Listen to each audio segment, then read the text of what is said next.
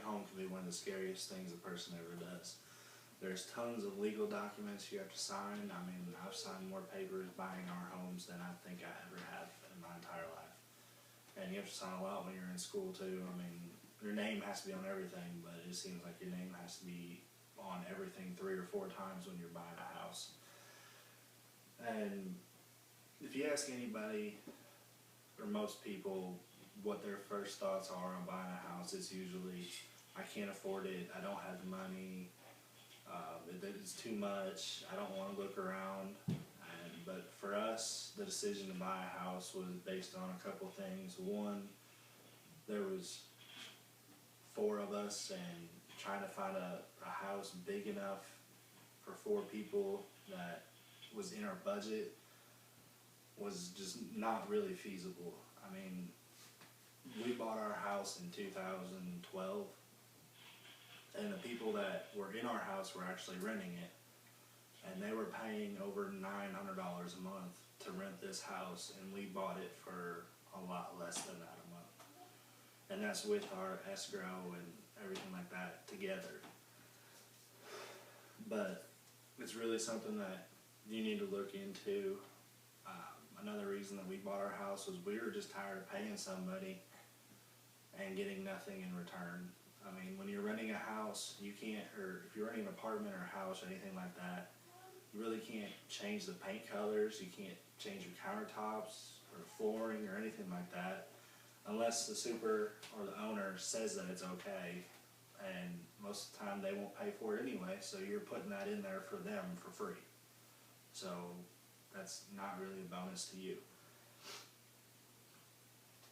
But making a budget when you're going to buy a home is very important. You need to make sure that you have money put back in case of an emergency or anything like that, because when you're going through the home buying process, there's a lot of inspections that need to be done, and if you don't get them done in a certain time frame where the person who's selling that house is responsible for it, then you have to foot the bill for it. And a lot of times you have to have that inspection done before the mortgage company will give you the money. And another thing when you're buying a home is just trying to get a loan. I mean, you can put on a suit and tie or whatever and go down to the local bank and you can ask them for a loan. Or there are other options out there. One of them would be online, looking for a loan online. And that's personally what we did. We went to Lending Tree and put in all our information, and within 48 hours we had 10 or 15 realty companies calling us and offering us money, offering us their deals, how much money they would give us for a home, and what our interest rate would be, what a payment would be.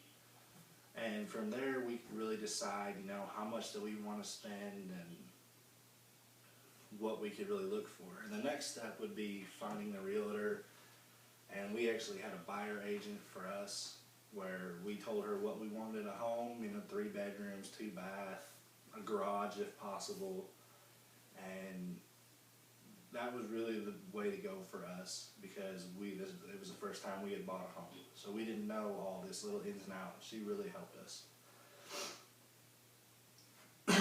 And in your budget, you really need a plan for the unexpected, because once you get in the home, you are financially responsible for everything.